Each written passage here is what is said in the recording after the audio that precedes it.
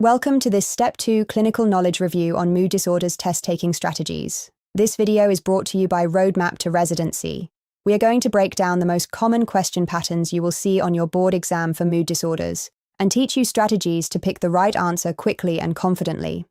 Remember, the goal here is not to reteach the entire topic, but to help you recognize the patterns and apply test-taking strategies. Make sure you have reviewed the psychiatry sections of first aid and your question bank before or alongside this video. Here is what we are going to cover today. First, we will learn how to recognize high-yield question stems for sexually transmitted infections. Second, we will apply specific strategies for questions about genital ulcers, urethral discharge, and cervical screening. And third, we will master the next best step question format for diagnosing and treating common sexually transmitted infections. This video assumes you have some baseline knowledge from your review resources.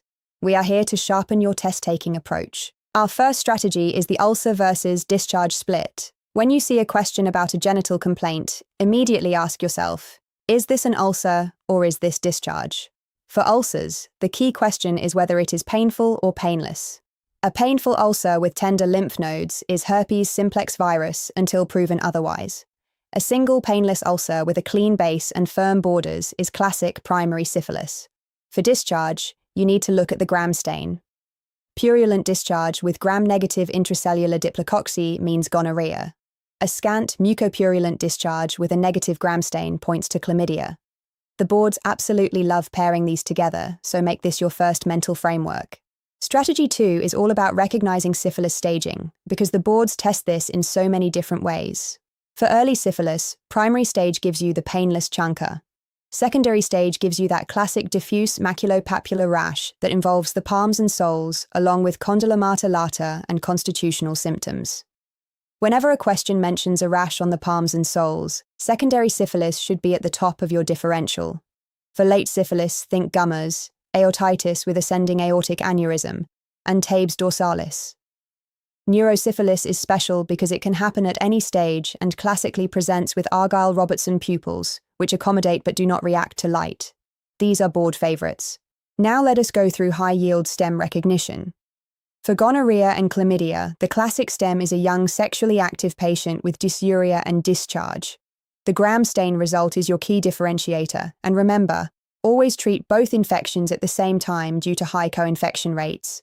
For syphilis, look for the painless genital ulcer, the diffuse rash including palms and soles, and positive rapid plasma reagin confirmed by fluorescent troponemal antibody absorption test.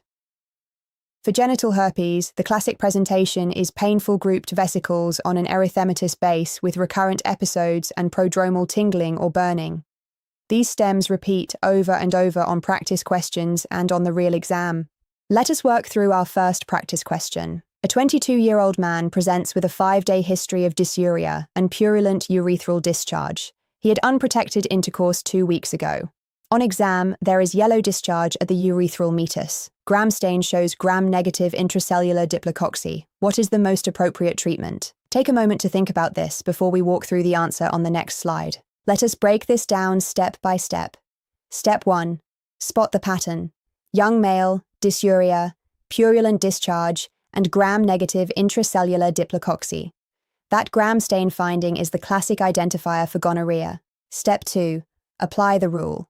The board rule you must memorize is: always treat for both gonorrhea and chlamydia together because of high co-infection rates. This means dual therapy is the standard of care, never monotherapy. Step 3. Eliminate wrong answers. Azithromycin alone only covers chlamydia. Ceftriaxone alone covers gonorrhea but misses chlamydia. Penicillin G is for syphilis, not gonorrhea. The correct answer is C, ceftriaxone plus doxycycline. Here is our second practice question. A 28-year-old woman presents with a single painless genital ulcer that appeared 10 days ago. The ulcer has a clean base and raised firm borders. She has non-tender bilateral inguinal lymphadenopathy. She denies any pain or itching. What is the most appropriate initial diagnostic test? Think through this one carefully. The key word here is painless.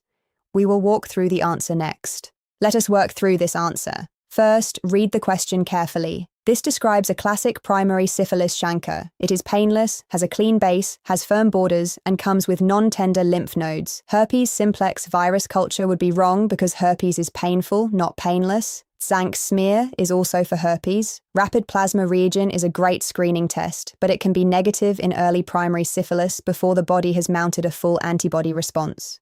Now, why does dark-field microscopy win? Because it can directly visualize the spirochete treponema pallidum, and it is the most sensitive test during early primary syphilis, when serologic tests may still be negative. The correct answer is C, dark-field microscopy. Let us review syphilis treatment for the boards because this comes up constantly. For early syphilis, meaning primary, secondary, and early latent, the treatment is a single intramuscular injection of benzathine penicillin G. This is critical to know. Benzathine penicillin G is the only acceptable treatment during pregnancy. For non-pregnant patients with a penicillin allergy, doxycycline is the alternative. For late syphilis, meaning late latent and tertiary, you need 3 weekly injections of benzathine penicillin G. For neurosyphilis, you need intravenous aqueous penicillin G for 10 to 14 days. One more high-yield pearl. The boards love asking about the Jarisch-Herxheimer reaction, which is a fever, headache, and myalgia reaction that occurs within hours of starting treatment. It is caused by the lysis of spirochetes and is self-limited. Here is our third practice question.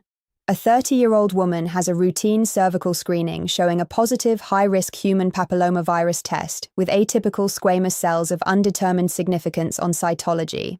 She has no history of abnormal screening. What is the most appropriate next step? This is a classic screening algorithm question. Think about what the human papillomavirus status tells you and how that changes management. We will walk through it next. Let us break down this answer. The classic pattern here is atypical squamous cells of undetermined significance, plus positive high-risk human papillomavirus in a woman over 25. This combination requires colposcopy. You should not delay further workup when human papillomavirus is positive. Now, the key distinction. Repeating testing in 1 year is only appropriate when human papillomavirus is negative. A loop electrosurgical excision procedure is a treatment, not a diagnostic step, so it is premature here. Repeating cytology alone in 3 years is insufficient when human papillomavirus is positive. The correct answer is B, colposcopy with biopsy. Here is a critical test-taking pearl about screening and vaccination. For cervical cancer screening, remember these age cutoffs. Screening begins at age 21 with cytology alone every 3 years. At age 25, preferred screening switches to primary high-risk human papillomavirus testing every 5 years. Co-testing with cytology and human papillomavirus every 5 years is also acceptable. Screening stops at age 65 if there are adequate prior negative results. For human papillomavirus vaccination, it is recommended through age 26, with shared clinical decision-making available through age 45.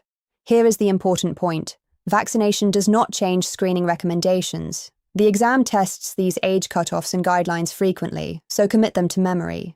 That wraps up our review of sexually transmitted infections test-taking strategies for Step 2 clinical knowledge. Remember to review the infectious disease and reproductive chapters in First Aid and your question bank.